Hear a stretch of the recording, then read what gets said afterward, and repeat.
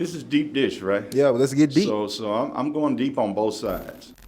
Justin Jones, welcome to the platform. How you doing, man? I'm doing good, brother. Appreciate you for having me on. I appreciate you for being on. And just appreciate your long tenure work.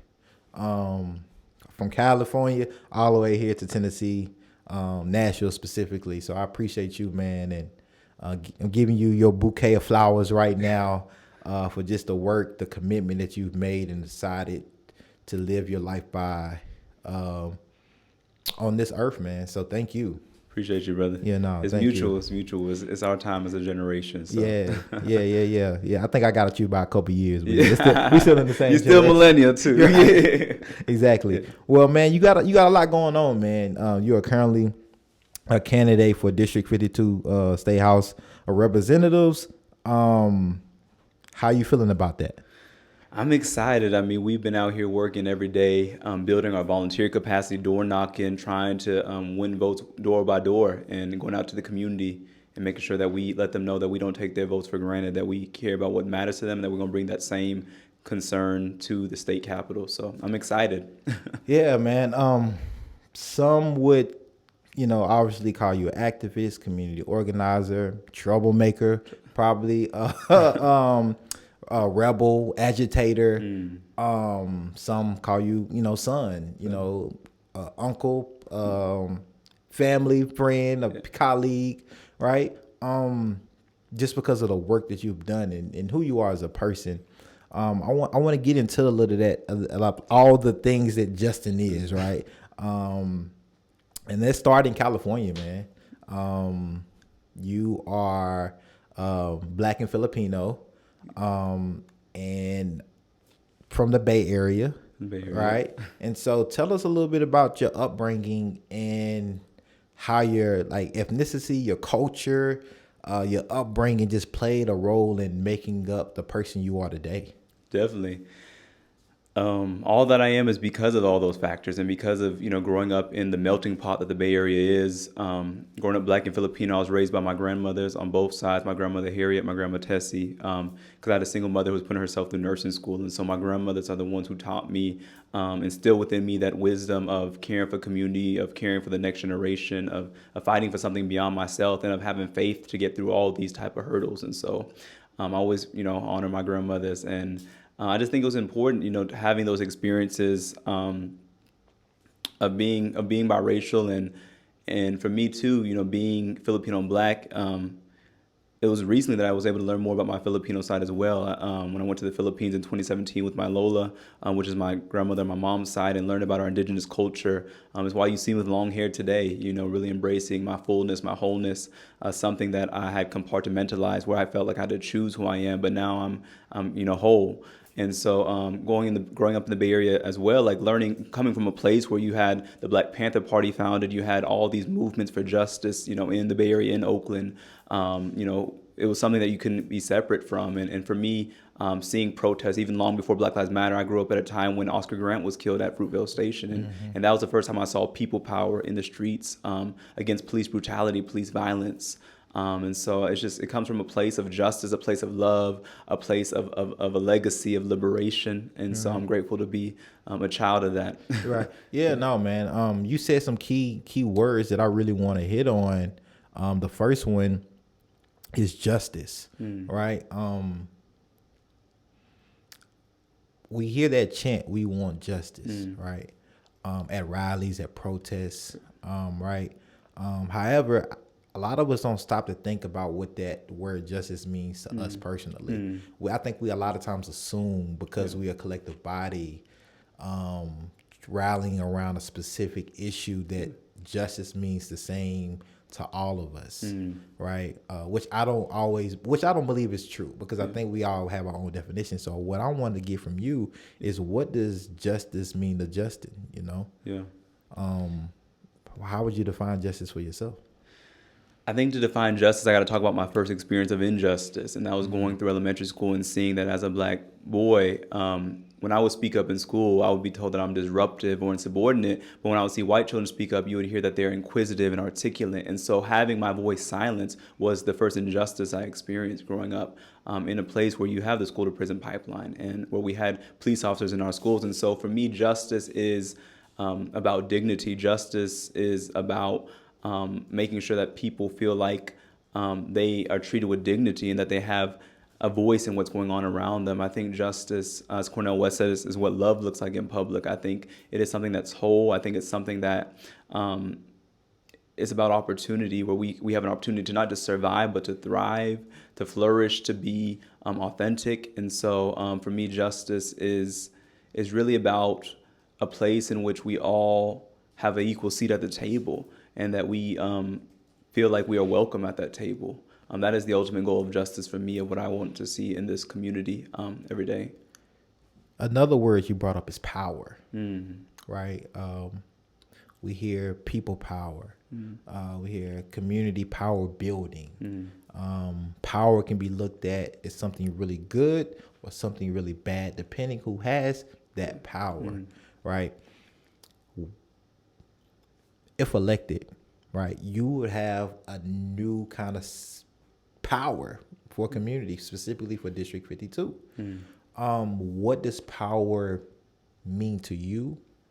And how do you intend to use the new power that you will possibly have as state representative for District 52? Yeah.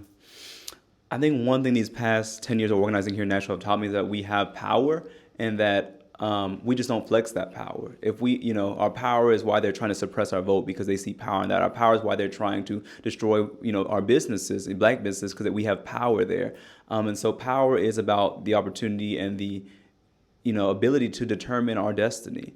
And so looking at this new political power, what I hope we can leverage it for is to do the same exact things we've been fighting for. I keep telling people that I've spent 10 years begging them to change on the Hill. I've been arrested, 18 times. They're trying to beg them to change. And this new power would say, we're not waiting on you to change anymore. We're changing who's in those seats. That is our power now. And so we're seizing that power. We're saying that if you don't move on, we're going to move on over you, because we cannot wait anymore. We're facing an urgent situation. We're facing a time where we're not going to have another choice. And so it really is about people power for me too, as I say, though, because this seat is not just for Justin. Right. I think too many elected officials get in office and they forget, that they are not kings or queens. They are, servants of the people. And so for me, it's going to be bringing that power that's in that building outside to the community, making sure that people can get into the Capitol, making sure that people can be in these committee rooms and have their voices heard. It's about leveraging those positions to make sure that the people have that empowerment to speak truth to power and to do it in a way that may be uncomfortable, but that is necessary and that is required in this time. And so I hope that people power, again, it's talking about culture, like it's something that happened in the Philippines when they overturned a dictator. It's something that we saw here, and with the Black struggle for justice during the Civil Rights Movement. Not waiting on the politicians to determine, we'll desegregate, but saying we're going to sit at these lunch counters now and flex our power and say we are already going to be, defiant of Jim Crow, whether you like it or not, Mayor Ben West. We're going to defy the law because we have a power that even you can't stop. You brought up another word that I must hit on. Yeah. Urgency, right? And we'll dive in this too a lot bit more, I would say, actually. There's a mass shooters crisis. Yeah. There's a housing crisis. Yeah. There's an anti-Blackness crisis. That's it. Yep. There's a white supremacy crisis. Yeah. There's an educational crisis. There's a poverty crisis. There's a hunger crisis. And so when I hear the word urgency, when I hear the word we need to be urgent, which a lot of people say, we should have been urgent yesterday. That's it. Yeah. And so I'm curious, and it has me thinking and pondering, what does urgent mean to people, right? When people are literally dying, right? Yeah. Like what does that word mean at this point? Yeah. When people are dying, like what does urgency really look like in our day and time in 2022? So I want to ask you that. What does urgency look like for you? Yeah. And what does it look like with you at the state, legislator? Yeah. I mean, this is something I take personally, and I think it's why I put my body on the line time after time, because urgency means we can't wait. We cannot wait because every day, every 28 hours, a black person is murdered by the police. Every day 2 people in Tennessee die because they don't have health care. Every day we are, facing this climate catastrophe with our environment. Every day, we saw just this weekend white supremacists marching at the Juneteenth in Franklin, Tennessee. I mean, we are facing an emergency situation. And for so long as an organizer, I've been heard the word wait. You're asking for too much too soon, Justin. And for me, it's frustrating because I see the suffering. I see that, your human reaction is that we don't want this to continue to go on, that somebody's hurting our people and has gone on, for far too long. We can't be silent anymore. And so for me, urgency is this push, this pressure to say that we have to escalate. We have to instigate. And these are things that they call us, you're an instigator, you're an agitator, but agitation is how if you wash your clothes, that's how you get out the stains. You got to agitate it. And so I think as an elected official, as an organizer, our job is to continue to create that atmosphere to say that there is an emergency. And when you have an emergency, you don't go slowly. Right. The fire trucks run through the red lights. We have to go through things that may not be normal. Someone who's been arrested, someone who was an organizer may not be a normal person in office, but we are in an emergency situation. Right. And so for me, too, I think people would see this emergency if they didn't go to these people donating, these corporations, but they went to the people and said, okay, let's talk to you about what does your day-to-day look like, and see the struggle between buying groceries or paying for bus fare or paying, your bills. Like these are struggles that people are dealing with, and too many politicians don't take it seriously because they're listening to Amazon, they're listening to these corporations who pay these donations, but who have no interest in changing the status quo of what's happening in a quick time frame because they're benefiting from it. You said something that's an occurring theme around youthful people that tend to run for offices, and that's, hey, wait your turn. Your time will come. Yeah. You don't have the experience that's yet, right? Yeah. I'm pretty sure you've been told that. Every day. Yeah. How have you navigated that rhetoric, and how have you responded to it at this point? Yeah. It's something I heard a lot, and especially as someone who's not coming with the title of elected official running for office, someone who's 26 years old, that you need to wait a little bit more. You need this degree, that you need to have this job, salary, even to run for office. You need to own a house and not be a renter. These ridiculous assertions because these people be telling us to wait until we're, 100. The truth is when they say wait, they mean no. It's a no, that we don't want you here because things are comfortable right now. And so I think the thing that we as young people bring is this divergent vision, is this subversive vision and subversive hope to say that the way things have been done is not how they always have to be done. And so when I hear people say, oh, you're too young, I say it's interesting because even where we're sitting now, all around us, we have streets named after people who are young people who were told that you don't know, what to do. We have John Lewis, Way. We have, Diane Nash Plaza down outside City Hall. Rip Patton is another freedom rider who we're going to name the bus terminal after. These were young people who were told, oh, you don't understand how politics work. And so don't sit at the lunch counters. Don't go on the freedom rides. Just wait and let us handle this. But these were 20-year-olds, 21-year-olds, 18-year-olds even, who said, no, we have a vision for a desegregated future, and we're not going to wait for some more convenient season. And so I say to young people, for me too, as someone who's young is running, I hope that this bus opens the door for other young people to run. Because the Capitol is so out of touch, but we as young people are going to be inheriting whatever mess is left for us. We're going to have the long-lasting implications of these policy decisions, and so we should be at the table. And not, whenever people tell you to wait, I would say, think about the source and to keep going, and ask what is the motivation for that. It's to discourage you, but I think our generation is rising up to say that it's our time now, right. And that we if not us, then who? If not now, then when? Right. So I have to hit on this, man, because you're a Fishite, Fish University, which brought you here to Nashville, right? Yeah. And you brought up some names like Diane Nash and John Lewis, who both also attended Fisk. Yeah. What does that mean to you, man, to be in that company, to have had relationships with like Diane Nash and Rip Patton, and how's that mentored you? How's that like just guided you? Just talk a little bit about that, man, because that's fascinating. That's interesting. And that's just so. I'm pretty sure you've gotten so many gems from those folks, man.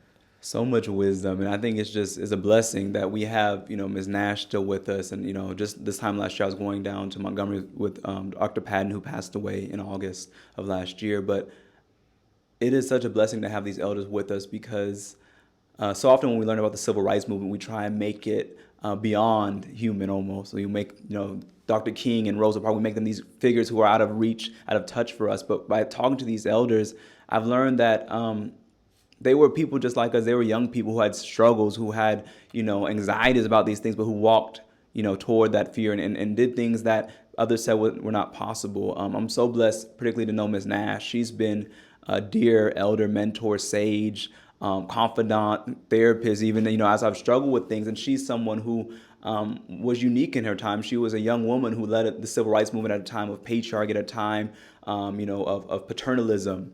And yet she had that courage to take on the Bull Connors of the world, and to take on even some folks in the movement and say that this is our vision, and that it's about the people. And so one of the greatest things that Ms. Nash taught me was in 2020, and that's when the granite marker at the old courthouse was destroyed, and everyone was talking about, oh, this monument honoring Ms. Nash confronting Mayor Ben West was destroyed.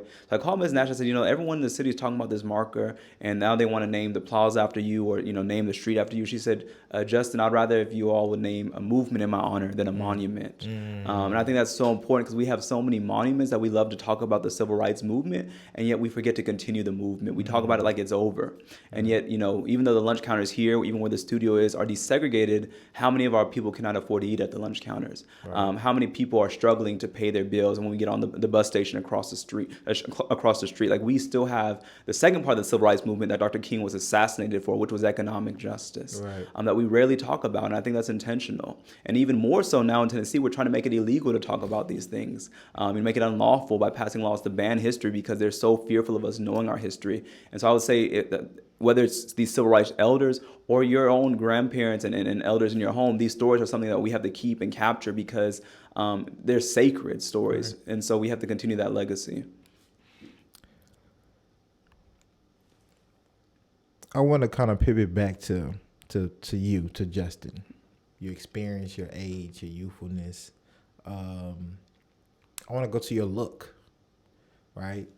One would say you don't look like the typical person that's running for office, right? You're not walking around with a 2-piece, 3-piece suit. You don't have a a short cut, whatever, or anything like that. You are you, right? You are you, which I appreciate. I'm pretty sure many others appreciate, but many people go into these roles and conform, assimilate to what they believe they must look like in order to be successful, and to get the votes, and to relate to the people, or have the people relate to them. Yeah.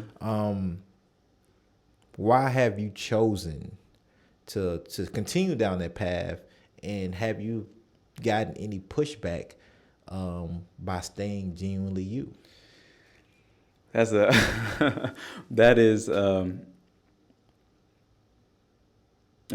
That question is one that I've had to reflect on a lot throughout this campaign, and it touches on a lot, because one of the first critiques I got when I said I'm running for office, I consistently got, was that, Justin, you need to cut your hair. Justin, you need to take out your earrings. And I made a very conscious decision that if I start letting people change me, then it was a very dangerous precedent that I would change in office. And so it's been important to be me, to be, people said, tone it down, Justin. You're not an organizer, activist anymore. You're running for office. But the reason I'm running for office is because of those experiences as an organizer. So why would I change? Why would I change what I've been fighting for? Why would I change how I talk? Tone it down, Justin. Don't rock the boat. I just had a donor email me last night and condemning me, saying that I'm not someone who can get along with the Republican supermajority, and that I need to to think about how I talk about about white supremacy and even things like that. And I just found it interesting that people think that they can change you. And so I told him he can keep his donation, because I'm not going to change what we're fighting for.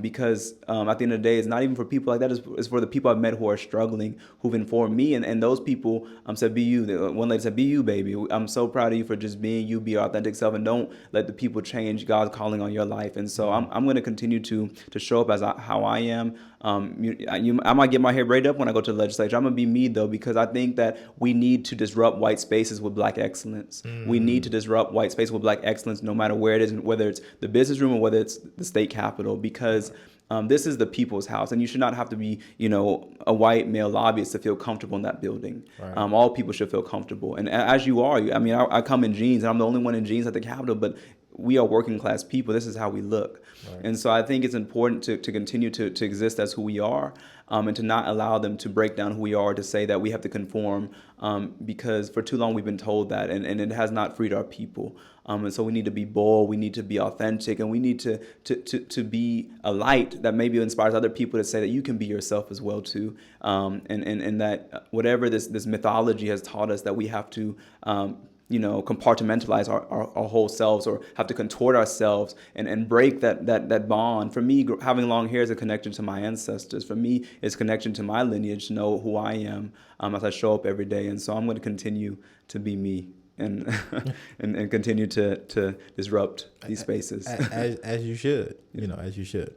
You mentioned your activism and community organizer background, right? And some would say there's a narrative, right, that it is hard to transition from being a community organizer to being someone working in the state legislature. How would you respond to that? And also, how would you see your experience as a community organizer, as somebody who's fighting for justice, fighting for people power, being something that will actually maybe even help you, right, if elected? Definitely. I think, first of all, the definition of organizer should be about empowering other people to recognize their power and to leverage that power collectively. And I think that is definitely needed in our state legislature, to not just organize our caucus, which also needs to be organized as the minority party, as the dissenting party. How do we mobilize and create one accord so we can actually be effective in challenging the Republican supermajority who's been so effective in getting their message out and pushing these harmful policies. And so as an organizer, it's about strategy. It's about connecting to people and translating things that may be out of touch. No one knows what's happening at the Capitol. So I told my district, one of the first things I'm going to do is send weekly updates about these are the bills happening, these are the committees happening, these are the calls to action. You can call this chairman of this committee. You can come to this committee at this time and testify. But we need to start making it accessible to people and letting them know how they can show up and stand up for what they are concerned about. And so I think that's one of the biggest roles that we have as lawmakers and as organizers, is to make things relatable to people, to help them understand how to leverage who they are and their collective power. Secondly, what I would do is make sure that we are effective in going not just in Nashville, but I think we need to organize across the state and connect the dots for people, that the same issues impacting our Metro General Hospital here in North Nashville are the same issues impacting these rural hospitals in other counties. And yet they've been tricked to believe that the party in control is working in their interest. And so we need to go out and organize these rural counties in solidarity with Metro Nashville and say, how can we build power together statewide? And so I said, right after my election on August 4th, I'm going outside of Nashville. I'm going to be in Nashville, but I'm also going to go to some of these rural counties where you don't see people who look like me, and let them know that this is a statewide movement for people power that is anti-racism, anti-poverty, but it's pro-justice, pro-worker. And it's about uplifting all in our state, because these millionaires who control our state, Governor Bill Lee, obviously are not acting in the interests of everyday Tennesseans. And so we need to shift that narrative, and we need to do it in a way that is organized and effective and impactful. And you brought up something about like sending out weekly newsletters and updates and stuff to your constituents. Makes me think about like transparency, right? Because many people don't know what is going on at the state legislature. They don't know what bills are getting passed or what is even being talked about in these committees until it's too late. Yeah. Right. You go up there often, so you know when they're in session, you up there causing havoc and questioning, and everybody's not doing that, right? Mm-hmm. That's not, everybody else is going to work and dealing with the things they have to deal with. Yeah. With that, with the lack of understanding from community, the lack of like kind of political education, sometimes could lead to unrealistic expectations. Right. As you mentioned, right now there's a supermajority of Republicans. Yeah. So the Democrats can only do so much in reality at this particular moment, right? And also being just a black man, being a black candidate, the black community tends to put candidates on a pedestal, right, and expect more. Yeah. And sometimes due to lack of understanding, their expectations are too high, right, because they just don't know the power that you actually have and what's actually going on. Yeah. How do you plan to make sure people understand the realistic expectations that can happen under the current situation at the state legislature, and people can understand by being transparent what is happening, what is not happening, what you can actually do, what you can't do, so their political education is at the highest degree where they can have realistic expectations to what their community can receive, get, not get, and things like that. Yeah, that's a really good question, and I think it's an important one. Because first of all, I'll say is that I'm running to be one member out of 99 in the House. And then there's a whole separate body in the Senate, 33 members. And so I'm going as one voice. But I think what is important to remind people is that, and right now, too, I should say that there's 25 Democrats out of 99. So it's a super minority, which means Republicans can do anything they want without even talking to the Democrats. And so our job as a super minority party, a super minority dissenting voice, is to be that dissenting voice, is to try and obstruct the process when it's harming people in Tennessee. And so this year we saw harmful bills that made it a felony to be homeless. We should have put up every roadblock we had. We should have, used every legislative tool we had to stop that bill. And then if that didn't work, go to direct action. We should have sat on the floor. We should have walked out. We should, this is what we should do with the platform that we have. And so I will say to my community and to the voters of District 52 that I will be not silent on the Hill. Number one, I will be vocal. I will show up for them every day. District 52 is the most diverse district, and I will bring that with me every time I enter those into those doors. But what we can do is we can question what's happening. We have the right to ask these people sponsoring the bills every question that is of concern to our community. I'm going to file every bill that I can. It may not get to the floor for a vote, but we will make sure that we have that discussion, and we'll keep pushing until it gets passed, just like we did when we removed that statue. It took years and years of going up there to remove the Nathan Bedford statue, but we finally got it through all these hurdles, and we got that removed last year. And so I think the role really of us is to be a speed bump, is to make it uncomfortable for them to pass bad bills, is to make it to shine the light of truth on what's happening there every day. 'Cause I think the greatest gap is knowledge of what's going on day by day. A lot of people don't realize how these lobbyists control Capitol Hill. They don't understand that it's not even these lawmakers, who are controlling things, but it's these lobbyists who are putting their special interests and who are pushing this legislation through groups like ALEC, which is the American Legislative Exchange Council, or Americans for Prosperity, are creating this cookie cutter legislation, which is why you see it pop up in Tennessee and then Georgia and Alabama, the same exact bill, but people are coming from national groups putting these harmful bills at the state level. And then when it's passed at the state level, they bring it to the national level. These are the laboratories where they come and use in practice to see, let's pass stand your ground. Let's pass this law to take money from public education. They do it in these super red states like Tennessee. And so if we can stop it here, if we can put a spotlight here, it will have national implications. Right. And so it's so important for us to do that. The last thing I would say is that we as lawmakers must not shy away from also being advocates that engage and stand with the people in direct action. I remember when I interned in D.C., John Lewis let us sit in on the floor of Congress calling for common sense gun legislation in 2016. This year in Florida, when they try to gerrymander the districts, the black lawmakers let us sit in on the floor of the state legislature in Florida. We need to find ways that are creative to create public attention and pressure on what's going on in the state capitol. And so people know we're fighting for them every day, and they don't just think that we automatically lose, because we only lose if we don't show up to fight. And the thing that I think will win at the legislature is people power. I believe that the more people who show up, the more people who make it uncomfortable for them, and the more pressure they see, we see that we can win. We saw last year with the run over protester bill that we were able to stop by organizing together. I was one of the people who organized that. We showed up. We went to these members of the committee, and we found ways to creatively engage them and to speak truth to power, and we killed that bill together. Right. It can't be easy, mentally, physically, emotionally, spiritually, to do the work that you've done in the manner in which you've done it, right? You have a book that's out now, that talks about your experience specifically at the plaza, Yeah. and staying overnight and being arrested 100,000 times. Mercy.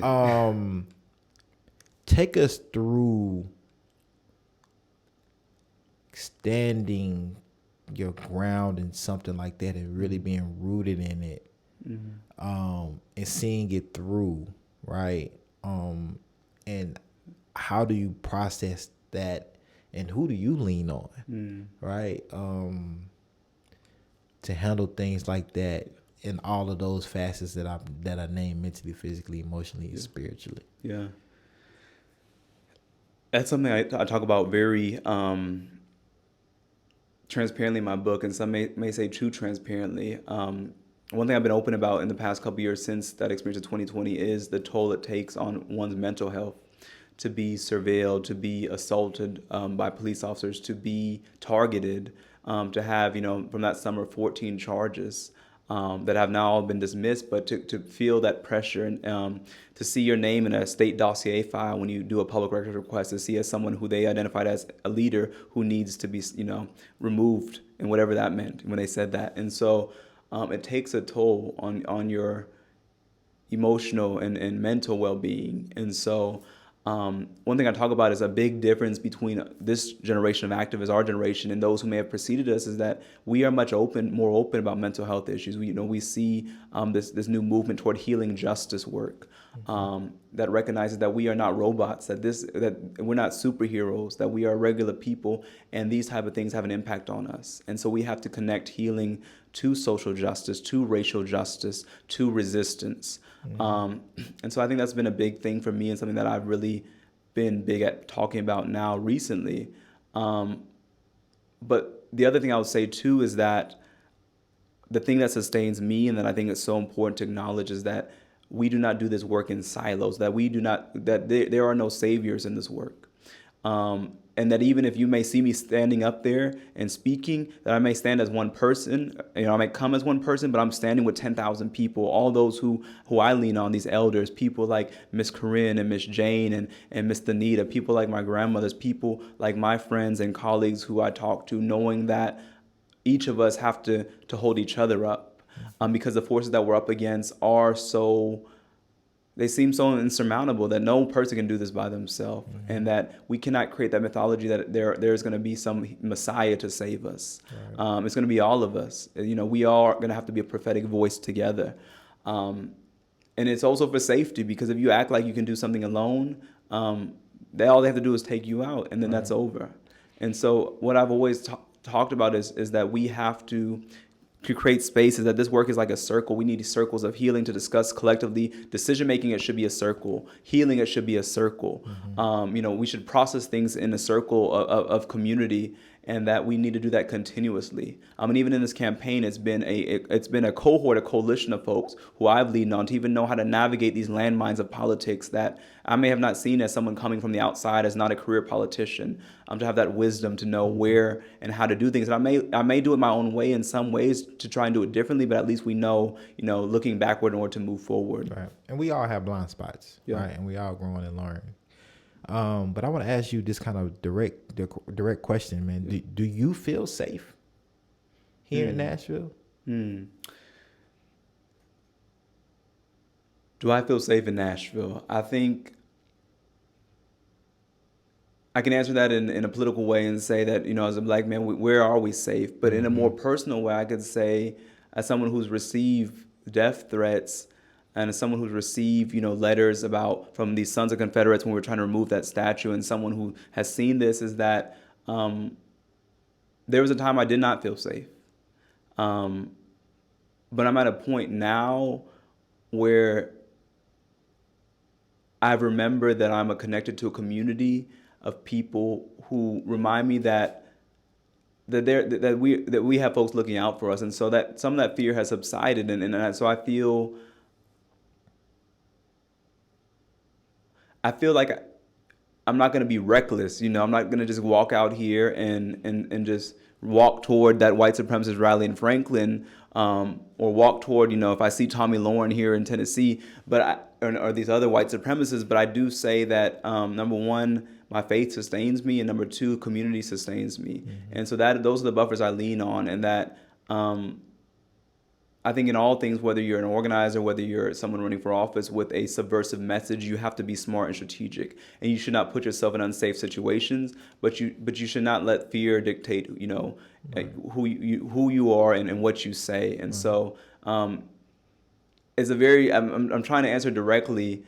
Because I also want to look and say to those who send those threats is that you may send those threats and you may send, these things to try and make me feel afraid or to make us feel afraid as a movement, but we keep showing up. We will keep showing up because what's greater than that fear is the love that I have for my children who are coming to this world. And it's that love to say that I want them to live in a better future. So nothing that they can do to us can stop that love and that vision, to say that I want a better future for those who are coming, for generations yet unborn. Yeah, man. We just as being black men, we always got to be cautious, right? Yeah. And that's why I say, personally, people like to use the word like safe space. I say more brave space. Brave, that's it. Yeah. We had to. It ain't safe out here. It ain't never been safe. But that's why we're brave. We had to be courageous to do this work and speak truth to power and call it out. I mean, when I see those red and blue lights, I get, like anybody, I get anxiety. Yeah. I got pulled over in Dixon, Tennessee. I was, and had that and didn't know how to react. But I said, I'm not going to let that fear dictate my life. But you're right. No matter where we go, when I go to the Capitol, I see some of the same troopers who brutalized us, who threatened us. Every day I walk into that building. And it's crazy because I'm applying to work in a building where I will see these people every day. The same white supremacist Speaker of the House, Cameron Sexton, who has made personal comments and has strategized ways to target me. I'll be working with him as a colleague. And so I'm going to a place that is not a safe place, but that we're going to make into a brave space, as you said, brother. So there's a lot of issues that we could talk about, right? Whether it's the mass shootings that have occurred, more specifically in Buffalo and in Texas, and send my condolences to all the families that was affected in those shootings. We could talk about the anti-blackness. We can talk about racist policy, discriminatory policy, structural discriminatory policy. We can talk about housing, crises. We can talk about a lot of issues, but I want to give you the time and space to really touch on the key issues that's at the front of your mind right now, that you've been, previously building around, or want to continue in the House to build around as well, if elected. Definitely. So many issues, as you said, and the mass shootings that have been happening are something that we know we're not in a normal time, that this keeps happening. And what has changed? We're going to wait till the next mass shooting, and then we'll do the cycle again of vigils and press conferences, and then it'll happen again. And it's just frustrating because those two shootings in particular have been on my heart because they targeted our elders, in the grocery store. You talk about where are we safe? Not even in the grocery store, grandmothers shopping for Sunday groceries murdered by white supremacists, and then children 10 years old in school, getting ready for summer vacation, massacred.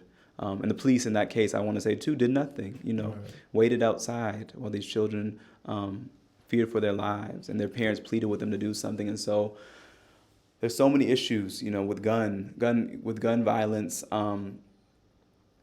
these AR-15s, but I think it's not just a gun issue, it's a white supremacy issue. We look at who's doing these mass shootings, who did the mass shooting right here in Nashville and Antioch in my district, a young white man.